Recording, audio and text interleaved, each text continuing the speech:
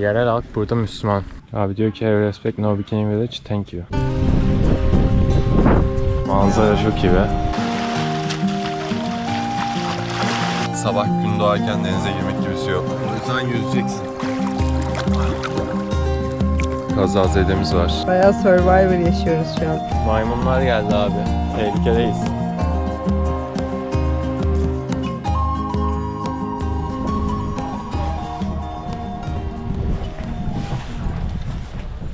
Herkese selam. Kocam Adası'na gidiyoruz. Kocam. Orada kamp yapacağız 3 gece. Sessiz sakin bir yermiş. Pek bilinmeyen bir yer. Çok turistik değil.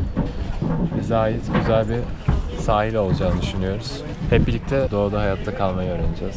Böyle heyecanla bir tane böyle şeye bindik. Tekne mi denir artık buna? Tekne denir herhalde. Buraya kadar Songtae denilen şeylerle geldik. 2 otobüsle geldik. Birincisi kişi başı 75 bahtı. İkincisi de kişi başı 80 bahtı. Teknede 140 baht. Bagajları falan şuraya koyduk. Şöyle bir uzantısı var. Çantaları oraya attık. Biz de buraya oturduk. Fark ettiyseniz çok fazla kişi yok zaten. 3-5 kişimiz yani, çok iyi.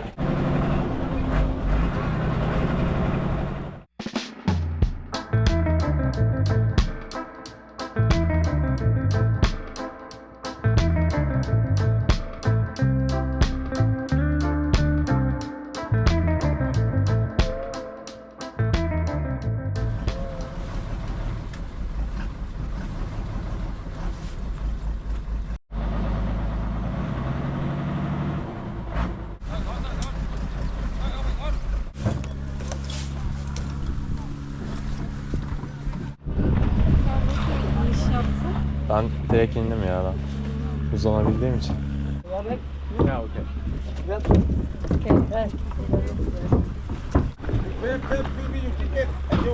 Geldik. Şimdi yürüyeceğiz. 2 kilometre falan sanırım. Öyle bizim kamp yapmayı düşündüğümüz sahile geçeceğiz. Abi we will walk. Yolculuk çok güzeldi ya. Suyum yanmış. Adanın içine doğru yürümeye başladık. O indiğimiz taraf nehir kısmıydı. Şimdi sahil, yani denize bakan kısmına doğru yürüyeceğiz, adanın diğer tarafına. Bu arada bu ada Müslüman. Bayağı yani yerel halk burada Müslüman. Büyük çoğunluğu. Sıcak bayağı ya. Artık Asyalar gibi giyinmeye başladım. Şu kolluklardan aldım. Oğlum çok gittikçe daha böyle daha egzotik, daha vahşi gözüküyor her yer ya. Güneye indikçe görmediğim bitkiler görüyorum şu an. Açız ya, yemek konusunu halletmeyiz. Market bulup erzak almamız gerekiyor. Restoran fiyatlarına bakalım. Yani pahalıdır diye tahmin ediyorum o da olduğu için ama belki okey de olabilir, belli olmaz. Böyle bir yer bulduk bu arada. Helal food falan diyor, bakalım nasıl bir yermiş. Fiyatlar uygun gözüküyor. Hello.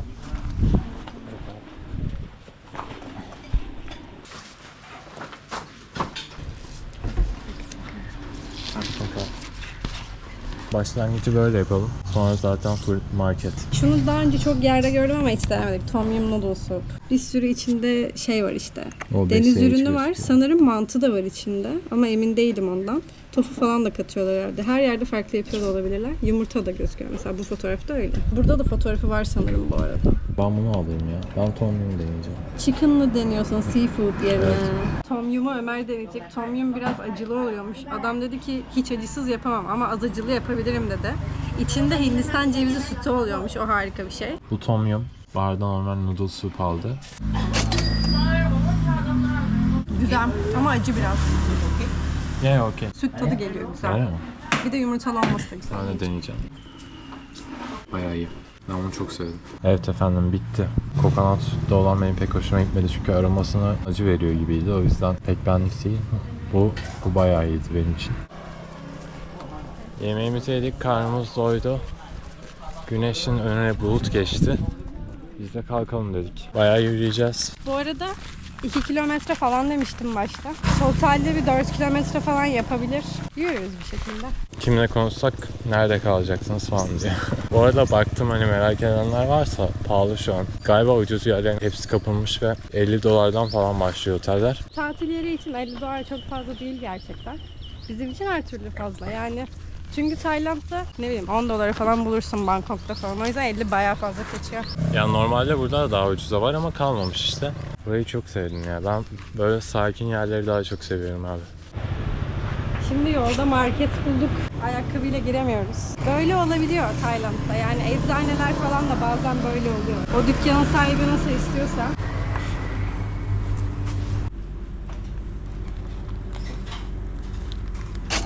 Böyle kurutulmuş fasulye vardı. Atıştırmalık.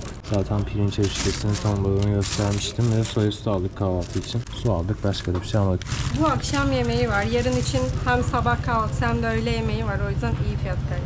Şimdi bunları çantaya yerleştirelim, sonra topuk artık.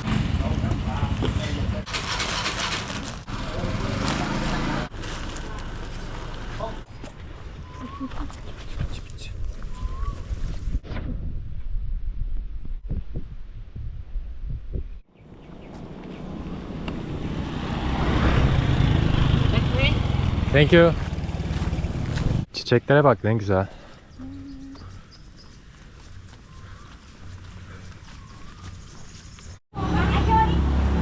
Yolda ne gördük? Bakkal gördük ve muz gördük. Hem sabah kahvaltısına hem de şimdi yemelik. Başka meyveler de var bir sürü. Güzel duruyor burası bayağı.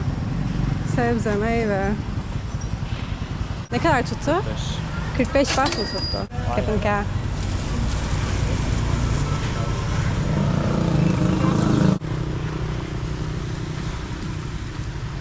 Abi çok güzel bir yere gelmişiz. Şu an dayanamıyoruz denize atlamak için. Giyinecek yer falan yok, o yüzden atlayamıyoruz. Çok üzücü.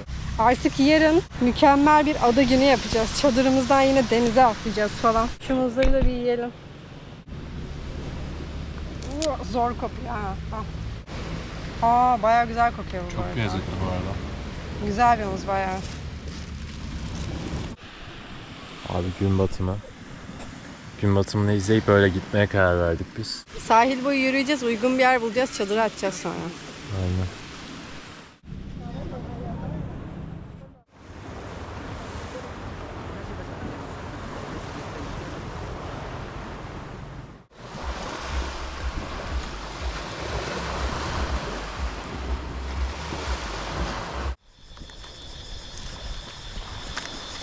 Çok karanlık, muhtemelen çok iyi gözükmüyoruz. Şu an gün battı, yürüyoruz.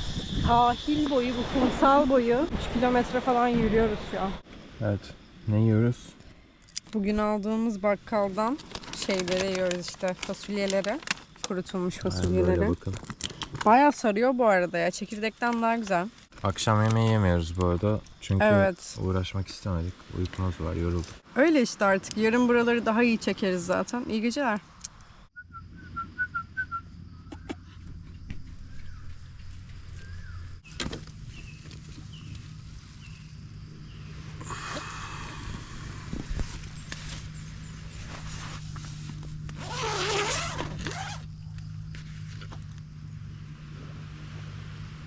Vay. Baya güzel bir yer burası ya. Koh Cham adasındaki ilk günümüz. Evet, kocam. Kocam diye okunuyor. Koh Cham adası. Benimle alakası yok. Deniz o kadar sakin ki şu an. Evet. Dümdüz. Çarşaf gibi. Buranın denizi çok güzelmiş ya. Ya dün geldiğimizde de o kadar dalgalı değildi zaten. Denize atlamalıyız diyorum yani. Aynen, denize atlayalım.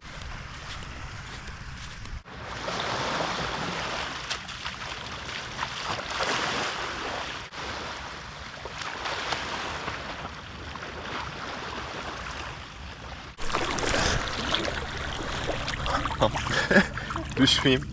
Yoksa kamerayı gider. Ya adalarda galiba hep deniz yıldızı oluyor bu ne ya? Oo. Kocaman hem de. Abi deniz yıldızı bulduk bir tane. Şu tarafta masal dünyası gibi gözüküyor gerçekten. Bulut, dağlar falan. Çok üşüdüm ya sadece ama güzel. Evet, biraz serin. Bu sıcaklarda üşümek bir lüks. Öğlen yanacağız. Sabah gün doğarken denize girmek gibisi yok. O yüzden yüzeceksin.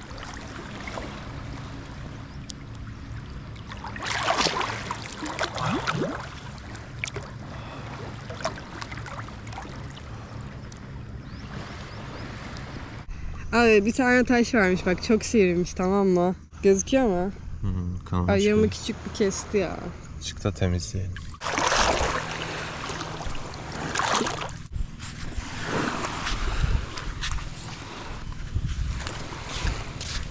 Kazazedemiz var. Abi yarayı yıkadık. Sabunla ve işte içme suyuyla yıkadık.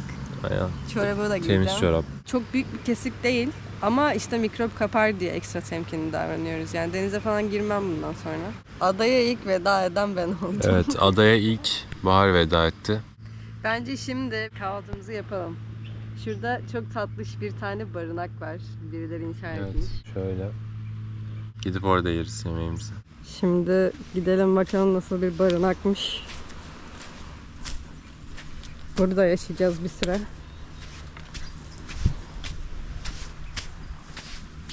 Böyle bir girişi var.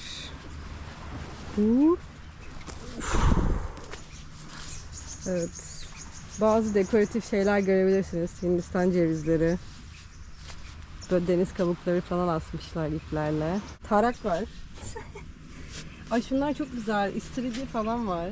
Şurada böyle bir tane ağaçta biten bir meyve. Bunun ne olduğunu tam bilmiyorum. Ananasa benziyor. Böyle oturak var.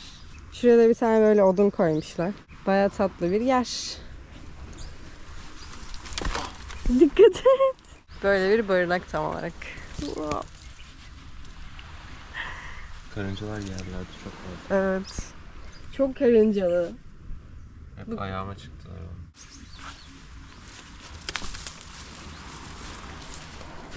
Barınağa karıncalar basmış abi. Ayaklarımıza çıktılar, bak senin ayağında falan var, çek. Görüyor musun? Evet. Çok korkunç. Kaçalım buradan. Evet efendim. Dünyanın en gurme kahvaltısını hazırladık. Muzsuz oldu bu sefer ama balımız, yer fıstığımız, yulafımız ve soya sütümüz gayet yeterli. Aynen. Biz yulaftan devam. Sıkıldığınızı biliyorum ama Biz sıkılmadık. biz sıkılmadık aynen. Biz sıkılana kadar devam.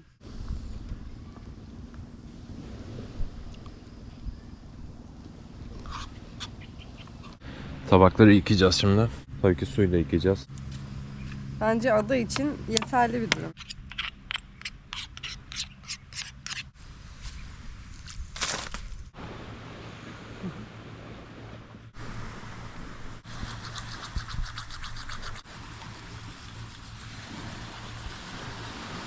Evet, kişisel bakım. Dişleri fırçaladık, saçımı falan taramıştım. Bir de yüz temizleme mendili vardı bende. Aa, evet. Islak mendil. Onunla Evet. böyle bir yüzümü şey yapayım. Ben de sileyim. Aynen, onu da yapalım. Sonracığıma çadırın her yeri kum dolmuş, çadır dağılmış falan diye çadırı bir temizledik, silkeledik. Tente hafiften dışı ıslak diye tenteyi yere serdik şöyle. Güzel bir kamp oluyor şu an. Aynen. Şu an ferah. Evet, temiz, düzenli, iyi hissediyorum. Bir de ağaçların gölgesi var. O çok iyi bir şey. Ne yapıyorsun orada? Ben sıkılıyorum. Rüzgarı hissediyorum. Çadırın içi biraz basıyor. Çadırın içi çok kötü abi. Tenteyi falan çıkardık ama ona rağmen ben burada bayağı terliyorum. Mavi kendini dışarı attı.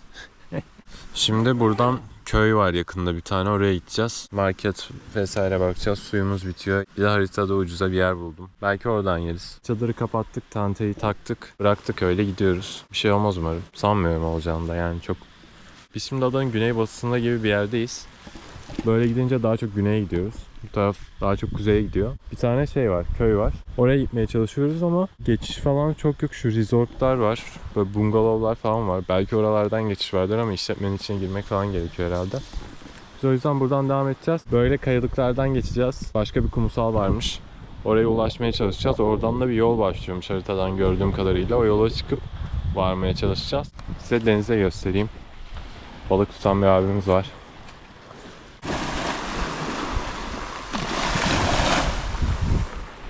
Böyle abi. Mis gibi su. Neyse ben dönünce girerim artık. Ben giremem ama Ömer girer. Evet. Kıyamazsın. Yapacak bir şey yok. Ben hala çok mutluyum burada bulunmaktan. Burada devasa ağaçlar var ya. Bayağı büyük. Baksana sıralanmış hep. Burada harabeler var abi.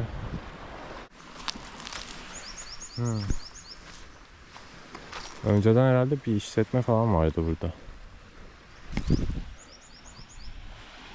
Aa, ağaç saplanmış kuma.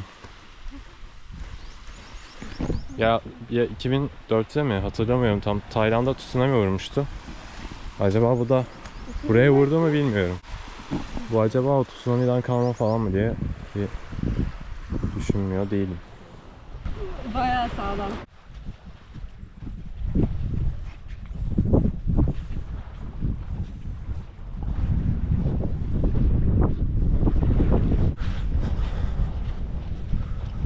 Burası çok post-apokaliptik duruyor şu an. Şuraya bak. Aşırı manyak. Şimdi hedef oradaki kayalar. Oradan başka sahile geçeceğiz.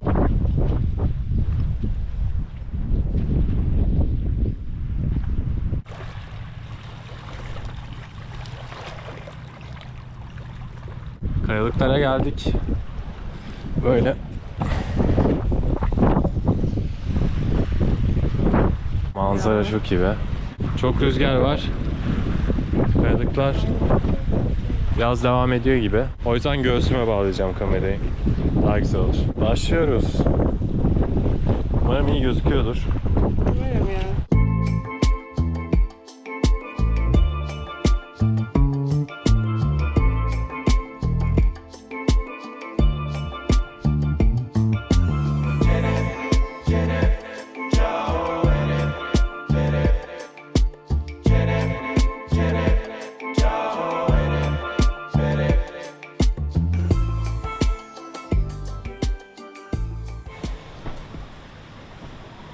Oğlum bu ağaçta ne var böyle? Bu ne?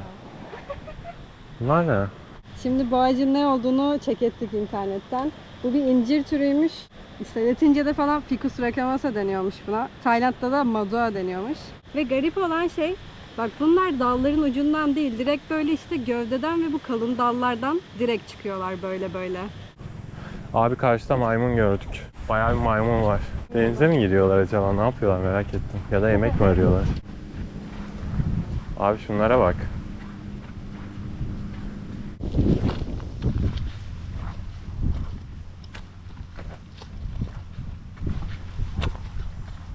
Aa, köpekler geliyor.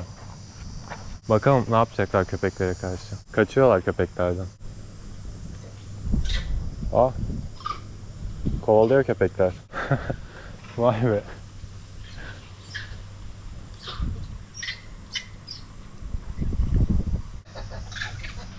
Seslere bak.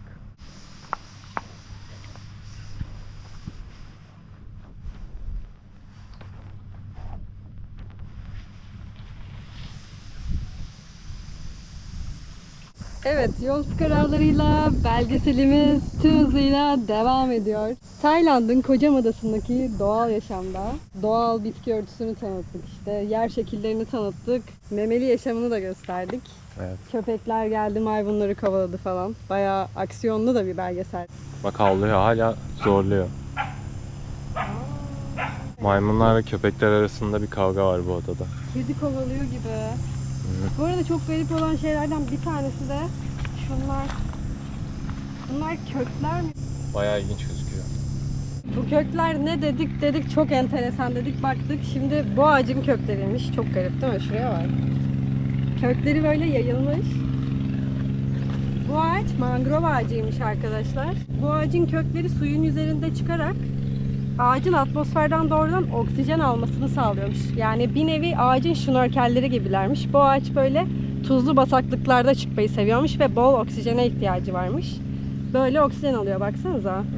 Buradan. Çünkü bak deniz buraya Şnorkel geliyor demek gibi ki. oluyor, Normalde aynen. denizde ağaç yetişmiyor. Evet. Şu ağaçların sırası arkadan başlıyor. Aynen. Ama bu farklı bir yöntem geliştirmiş. Ve bu şekilde hayatta kalabilmiş burada. Evet, ne demiştik? Yer şekillerini de tanıtıyoruz demiştik.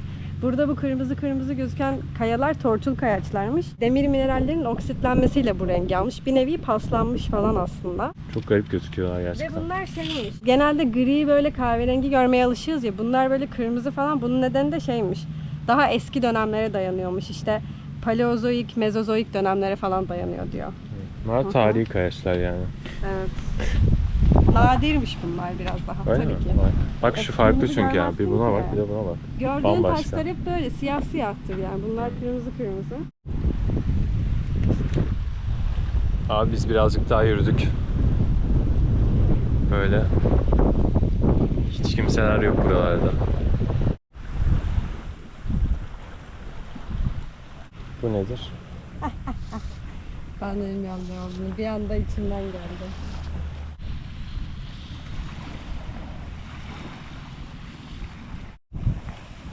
Evet, son hali böyle oldu.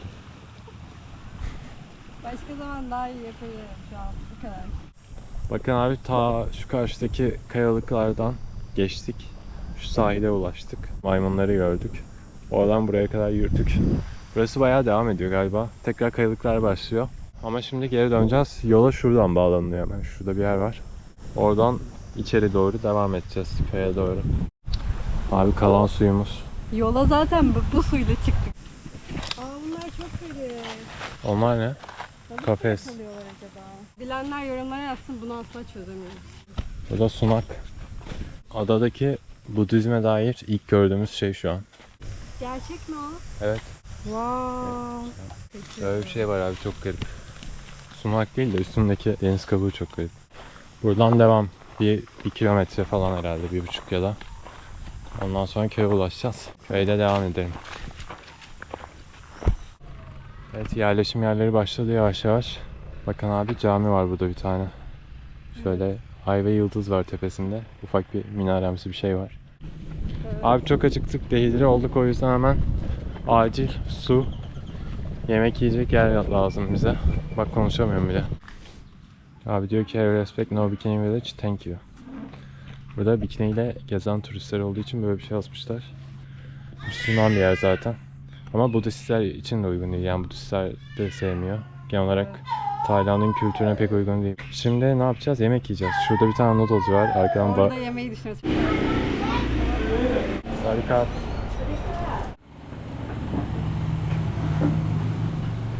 Ablamızın noodle'larından yiyeceğiz. Çocuk çok tatlı ya. Burada abi sürahide masada sürahi oluyor böyle. Kafam ne kadar gittiyse. Buzlu bardak veriyorlar. Genelde bedava oluyor su. Burada içeceğiz. Can I record? Okay. Okay. Okay, thank you. Two noodles, we have two noodles, right? One Sarı olan var, şu kalın olan var. Okay. One this, one this. chicken. Yes, chicken. Okay. Yes. Yes. Ha. Burada kazanda kaynatıyor suyu. Direktman şeyin altında odun yanıyor, dumanla falan pişiriyor. Çok güzel yani. Burada tavuk koyacak, sebze falan koyacak herhalde. Ha? Sebzeyi böyle sıcak suya sokuyor, böyle haşlıyor kısa süreli. Biz bir tane sarı noodle'dan söyledik, bir tane de geniş noodle'dan söyledik. İkisini de deneyelim diye. Evet, sebzeyi koyduk, tavuğu koydu, bir de herhalde 2 tane tabağı yapacak, sonra ikisine de su ekleyecek, öyle güzel olacak. Çünkü noodle çorbası diye geçiyor, bu noodle soup diye geçiyor. Haritalardan baktık bu arada buraya ve çok güzeldi yani yorumları. 50 baht falan veriyor. Okay, kapın kalk. Water? Yes, yes, ice please. Ay çok güzel duruyor bunlar ya. Üstünde böyle pirinç cipsi var galiba bu arada. Okay, kapın kalk. พ่อโดนอันรวมน้ำใช่ซิปห้องเธออันรวมน้ำมัน50โอเคไหมกินกี่ก้อนนี่โอ้ Çok iyi geldi. ไม่กินไก่ดีนะไก่ก็กิน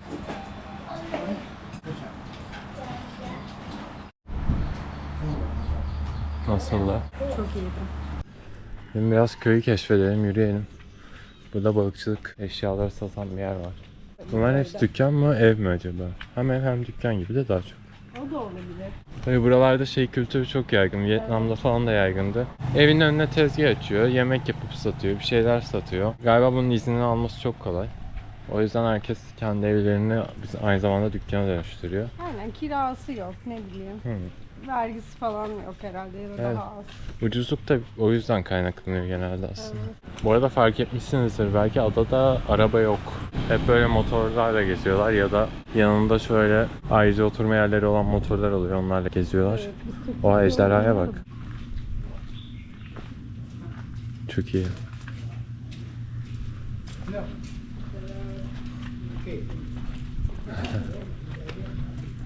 Küçük küçük evler böyle kısa kısa. Renkli renkli. Çok tatlı bir yer. Çok sakin, çok tatlı. Evet, tam ve sahil kasabası gibi zaten. Baya tatlı bir Burada yer. liman varmış. Oraya kadar yürüyeceğiz şimdi. Evet, limana bir bakalım. Bu arada burada çok az kişi yaşıyor zaten. 1500-2000 arası kişi yaşıyormuş. Genel olarak adanın yerli nüfusu bu kadar bu arada. Ha, bu kısım değil sadece. Bu arada hiç araba da yok değil. Var. Ama bunlar da taksi amacıyla kullanılıyor. Böyle arkaya yine pick-up'ı dönüştürmüşler. Ne deniyordu? Songtail. Songtao. Songtail. Aa, burası bir tapınak mı? Küçük. Öyle hissettim. Ha evet, tapınak.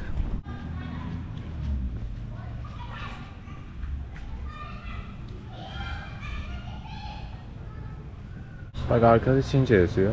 Buraya daha önce Çinliler de gelmiş. Zamanında Çin'le çok ticaret döndüğü için yerleşen Çinli aileler de varmış. O yüzden Çin izlerini de görebiliyoruz. Zaten bu taraflarda hep öyle. Burada bir tane de kartal var. Balık yakalamış bir kartal var. Çok fena.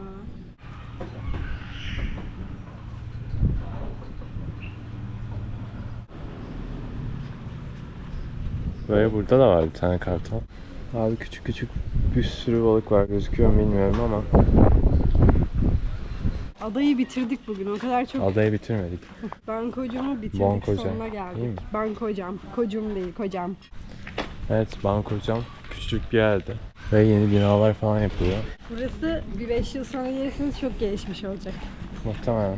Şu an gelmeniz daha iyi yani. Evet. Neredeyiz şu an? Evet. Akşam ettik neredeyse.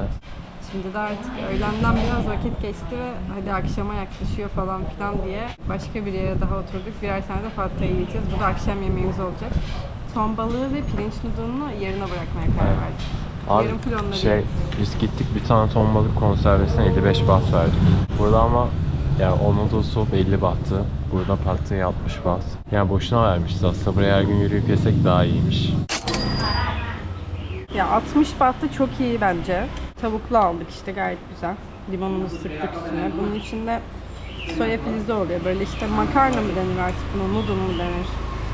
Öyle bir şey var. Şarjı da yaptık. Tuvalete de girdik. 10 numara 5 yıldız. Bu Bankocam köyünü burada kapatmış oluyoruz. Şimdi bizim kendi yerimize dönüp gün batımını yakalamak istiyoruz. Günü de güzel bir biçimde bitirmiş olalım ayrıca. Gitmeden önce tabii ki ihtiyaçlar. Sularımızı aldık çünkü yarın abi içme suyuyla duş alacağız. Burada başka bir seçenek yok yani. Yarın da son günümüz. Günü duş alarak bitirmeyi düşünüyoruz, planlıyoruz. Onun dışında sabah için soya sütlerimizi aldık. Öyle 5 tane de içme suyu aldık. Hem içeriz hem duş alırız diye. Gün batımını kaçıracağız galiba. Emin olmamakla birlikte koşturuyoruz ama bak kauçuk ağaçları. Aa evet, burada çok fazla kauçuk ağacı var yine. Böyle işte lateksi topluyorlar kauçuk ağacından. Böyle kabuğunu sıyırıyorlar. Böyle Şöyle akıyor kaplar beyaz var bakın. O kaplara akıyor. Aynen, kaplarda topluyorlar. Sonra alıyorlar. Burada halk işte bu kauçuktan geçiniyor. Balıkçılıkla geçiniyormuş. Başka tarım ürünleri falan vardı herhalde. İşte Evet. ne bileyim. Turizm biraz Meyve var. sebze. Dönüşü otellerin olduğu yerden yapmaya karar verdik. Geçilebiliyor mu geçilemiyor mu bilmiyoruz. Aa evet, dönerken kayalıklardan dönmeyin dedik. Hem çok zaman alacak, hem çantalarda çok fazla su var. Devleriz, meyvederiz. Oralardan Hem de tüm- oradan gün batımı gözükmüyor. Buradan gözüküyor. Evet. Tam bizim o çadırı attığımız yerden, orası batıya bakıyor. Geçtik valla.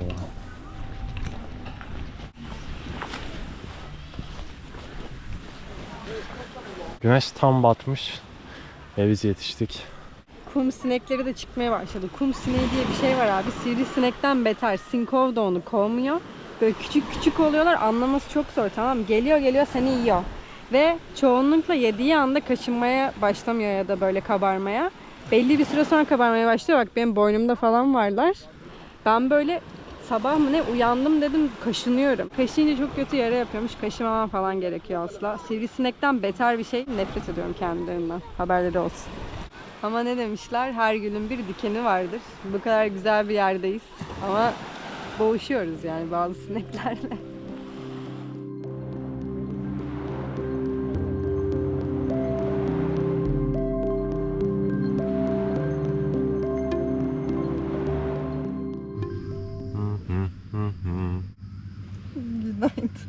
Yol fukaraları. Gerçekten Evet. pis bir haldeler şu an. Yol fukaralarıyız ve pisiz. Öyle. Pasaklı fukaralar, pis fukaralar olarak bugün temizlenmek istiyoruz. Bir tık da olsa. Evet. O yüzden bugün duş alacağız. Nasıl alacağımızı görürsünüz. Bayağı Survivor yaşıyoruz şu anda ve her şey ona göre dizayn edilmiş durumda. Ya Acun. Gör. Gerçek Gerçekten. Survivor'da. Aha da bakın. Yine güzel bir yer. Aynı yer. Ama daha farklı gözüküyor arkadaki bulutlar sayesinde. Çok muhteşem. Kum sinekleri girmesin, kapatayım. Ben burayı çok sevdim. Bir de şunu söylemek istiyorum. Unutmuşum. Biz buraya ilk geldiğimizde böyle kabuklu bir şeyler gördük ya yürüyen. Onlar hermit yengeciymiş abi. Onlar da bir çeşit yengeçmiş. Bu hermit yengeçleri kendi kabukları olmuyormuş. Bu işte etraftaki deniz kabuklarını, kendine uyanları topluyorlarmış, tamam mı? Deniz salyangozu kabuklu bir tane hermit yengeci gördük ve bu deniz salyangozu mu dedik ama bir anda ayakları çıkmaya başladı. Ne bu lan, ıstakoz mu bu? Hayır, değil tabii ki. Bunlar büyüdükçe tabii ki o kabuk onlara küçük gelmeye başladığı için kabuklarını değiştiriyorlar. Kabuklarını değiştirirken de şöyle bir parti oluyor. Böyle işte sıralanıyor yengeçler büyükten küçüğe. Bir tane kabuk bulunuyor. O Kabuk kabuğu değiştireceği bulan yengeç bekliyor yanında. Sonra diğer yengeçler toplanıyor. Diğer yengeçler de toplandıktan sonra büyükten küçüğe sıralanıyorlar. Sonra işte Cinderella meselesi gibi böyle işte herkes tek tek deniyor. Kime uyuyorsa onun oluyor o kabuk. Sonra onun olduğunda da kendi kabuğunu atıyor tabii ki.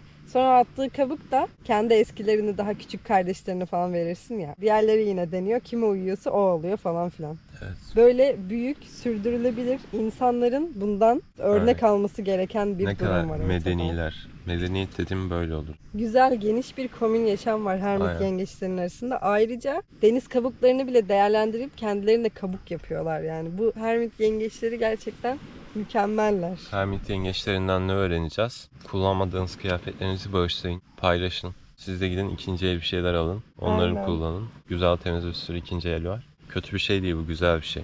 Hem tasarruf ediyoruz, hem doğaya da az zarar veriyoruz, hem de herkes faydalanıyor.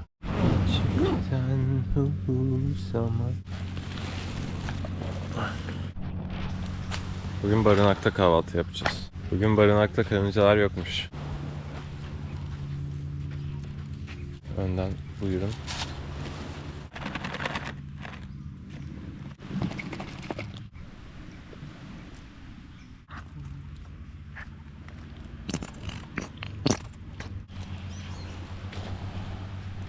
Şimdi denize girme vakti benim için. Evet, Ömer için denize girme vakti, bende. Beni isteyeceksin. Bir tane teyze geldi. Hindistan cevizi topluyor. Teyze mi, amca mı? Amca herhalde. Abi bilmem kameradan ne kadar iyi çıkıyor, zoom yaparım ama vay anasını. Wow. Böyle düşürüyor. Dünyanın en uzun sopası falan ya. Evet, nasıl o sopayı kontrol edebilir ya? Ağacın en tepesindeki Hindistan cevizlerini falan yere düşürüyor yani. Bak, yere düşeni aldı. Upuzun bir tane direği var gerçekten buradaki ağaçların boyunda yani. Gerçekten inanılmaz. Hindistan cevizi böyle mi toplanıyormuş ya? Vallahi bilmiyorduk Hindistan cevizinin nasıl toplandığını ve çok zor bir işmiş yani. Çok çok çok büyük bir beceri. Helal olsun vallahi. Gir bakalım denize. Ben giremiyorum zaten. Tamam. O denize girecek. Ben de deniz kenarında güzel manzara eşliğinde kahvemi yudumlayacağım.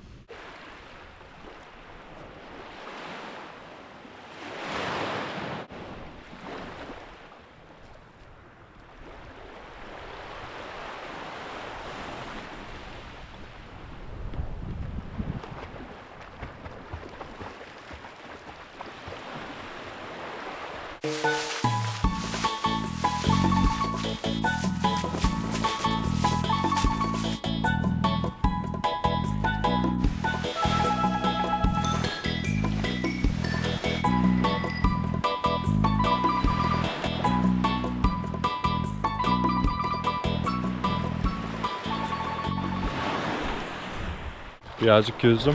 İleride böyle mercanlar falan var galiba. Ben su altı çekimi yapamıyorum. Housing'i kırdık. Zaten dandik bir şeydi. Böyle çakmasını almıştık.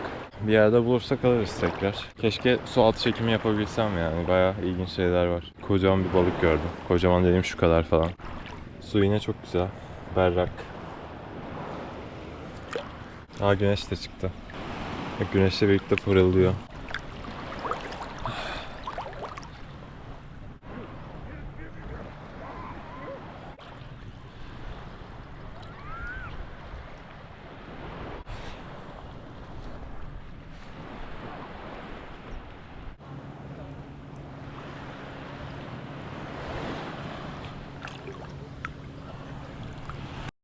Ya bu yengeçlere ben hayranım, hayran. Bak şunlara bak. Topçuk topçuk böyle bu kumu nasıl yapıyorsun ya?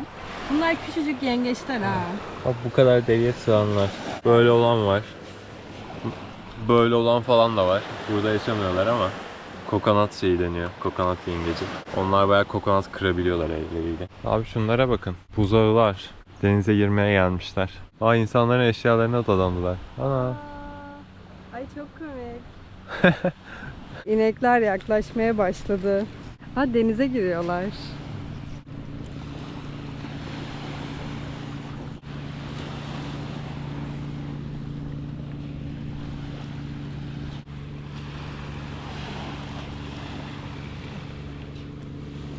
Korktular. Deniz suyu içiyorlar. Neden öyle bir şey yapıyorlar anlamadım. Tuz ihtiyaçları var demek ki. Onlar da sıcakta çok terliyor. Bakın zaten buradaki inekler hep böyle bir deri bir kemik oluyor. Yani yağa zaten ihtiyaçları yok. Ya bu iklimde böyle oluyorlar. İnce ince oluyorlar. Evlerine dönüyorlar herhalde. Evet. Şimdi öğle yemeği vakti pirinç noodle almıştık hatırlıyorsunuz ton balığı, onları yapacağız.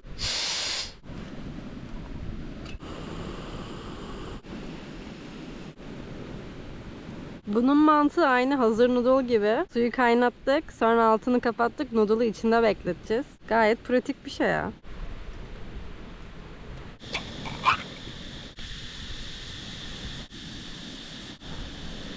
Çok sade ama yeniyor ya. Kötü bir tadı yok. Yani ben de okeyim, o kadar kötü değil ya. Bir tuzumuz olsaymış. Daha Ama iyi. ben dedim. Dedim ki ben yer fıstığı atalım ama onu da başka şeyler için kullanırız artık. Maymunlar geldi abi. Tehlikedeyiz. Maymunlar yakında takılıyorlar abi bak. Şurada bak ağaçta takılıyorlar. Burada bir sürü var. Tiplere gel ya. Bu maymunlar Hindistan cevizlerine gelmiş galiba ya. Ağaca çıktı. Ağaçtan aşağı attı. Şimdi onu yiyor. Şimdi de bunlar geliyor. Tiplere gel. Poşeti ileri mi koysam?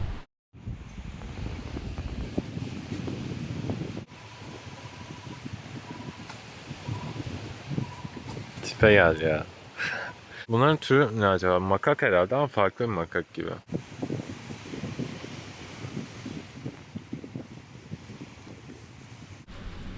Full karınca basmış maymunun dağıttığı çöpleri.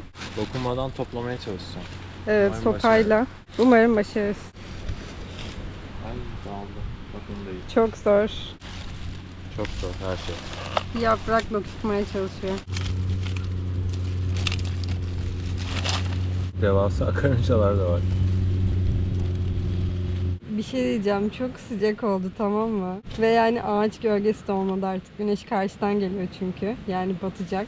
Batıya doğru yöneldi falan. Tenteyi böyle koyduk. Sopalar çaktık. Ağaç sopaları. Böyle yattık da bak şu an bulutun ardına girdi güneş ama bayağıdır çok sıcak. Ömer eşek gibi terledi, bak tipe bakın. Çok fena yanmışım ya. Çok kötü.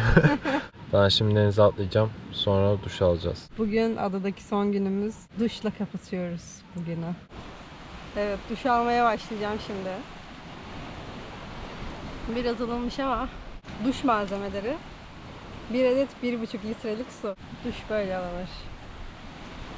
Hadi bismillah. Tamam. İyi hissettiriyor bayağı bu arada.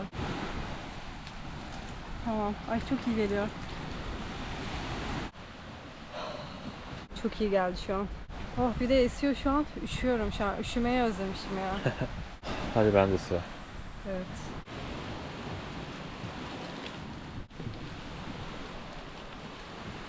Evet, duş işlemi bu kadardı. Pek duş gibi olmadı ama Evet. tuzumuzu alsın maksat. Nasıl oldu?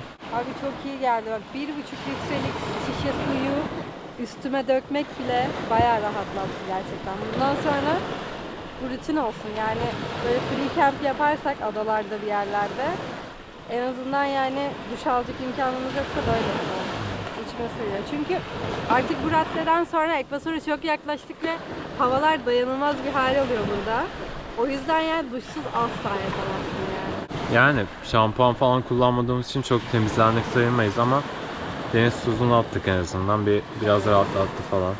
Şampuanı da tabii ki denize bu kadar yakınken kullanamayız. Şampuan, sabun falan. Sadece su döktük o yüzden. Bir de zaten onları yapmaya çalışsam var o kadar çok su gider ki. Bu son gecemiz artık. 3. gecede kalacağız. Yarın teknemize bineceğiz, gideceğiz. Sabahın köründe sonra da otostopla ilerleyeceğiz. Bu gece son. İyi bak kendine. Arkada kalmasın. Ay çok kötü söyledim. Bir daha söyleyemeyeceğim. Bu şarkıyı söyleyemedim. Üzgünüm. Çok bilmiyorum.